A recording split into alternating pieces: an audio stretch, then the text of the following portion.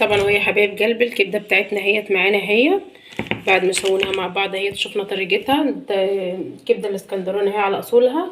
اتمنى ان شاء الله تجربوها. اتمنى الاشتراك في القناه وتفعيل زر الجرس عشان يوصل لكم كل جديد مع اسرار المطبخ مع نور. السلام عليكم ورحمه الله وبركاته. ازيكم يا حبايب قلبي؟ عاملين ايه؟ يا رب دايما تكونوا باحسن صحه واحسن حال.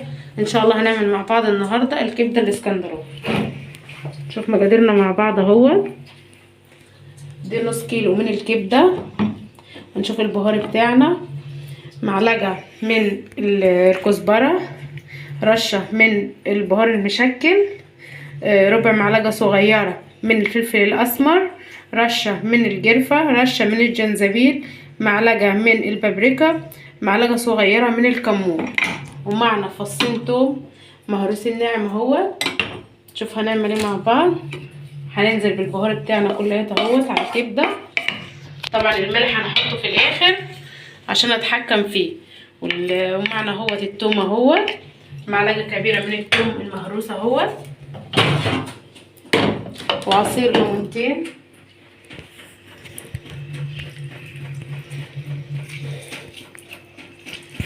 اهوت.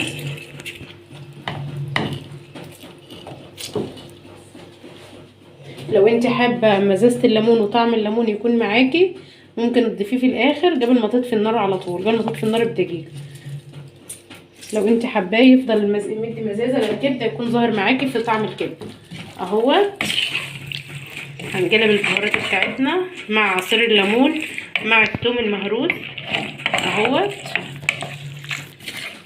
هنسيبها مع بعض حوالي يعني 3-4 دقايق، 5 دقايق بالكتير خالص، لان الكبده من السهل ان هي تمتص اي سوائل واي بهار واي حاجه اهو. اهو يا حبايب قلبي معنا الطاسه بتاعتنا هي فيها الزيت بتاعنا انجدح اهو، بقى سخن خالص اهو. هنعلي النار.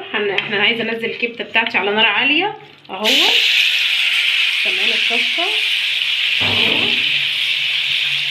مش هقلبها، انا هفردها بس كده في الطاسه واسيبها بس على بال ما تتشمع كده على الوش دي، وبعدين اقلبها. وانا عايزه اصلا انزلها على نار سخنه، الزيت سخن عشان مش تنزل الميه بتاعتها وتفقد القيمه الغذائيه بتاعتها اهو يا حبايب قلبي. كده يا حبايب قلبي اهي اتشمعت معايا هي الكبده اهي. هبدا اقلبها على الوش التاني، الناحيه التانيه اهو. هبدا اقلب فيها، انا مش عايزاها تنهري معايا اهو، مش هدي الايد بتاعها على طول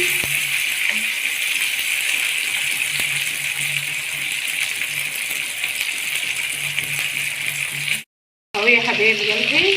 الكبده بتاعتنا داخله على سوا هي، مش غلبنا فيها كتير ولا حاجه اهو. عايز لما تلاقيها داخله على سوا هنخليها على نار وسط اهوت في اخر دقيقتين اهوت. ومعنا الفلفل بتاعنا اهوت هنحط اهوت، معنا قرن الفلفل سبايسي اللي حابب يحطه، ومعنا فلفل احمر، فلفل اصفر، فلفل اخضر اللي موجود عندك حطي، فلفل رومي اللي موجود عندك، فلفل حراق، اي فلفل اي نوع فلفل موجود عندك بتحطيه اهوت.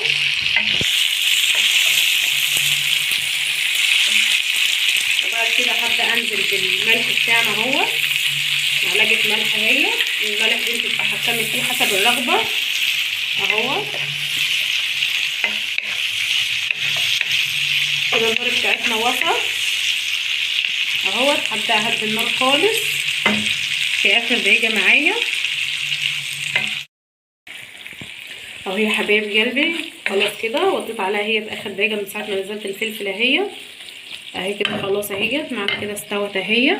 هنطفي عنها النار. انا عايزه الفلفل بتاعها اهوت مش يفقد القيمه الغذائيه بتاعته اهوت، يفضل محتفظ بلونه اهوت، وعايزاها تفضل جوسي كده مش تكون ناشفه قوي اهي. استوت معايا هي اهي يا حبايب قلبي. الكبده بتاعتنا اهي مش خدت اي وقت خالص. طبعا وهي حبايب قلبي الكبده بتاعتنا اهي معانا هي بعد ما سويناها مع بعض اهي. شفنا طريقتها. الكبده الاسكندراني هي على اصولها. اتمنى ان شاء الله تجربوها. اتمنى الاشتراك في القناه وتفعيل زر الجرس عشان يوصل لكم كل جديد مع اسرار المطبخ مع نور.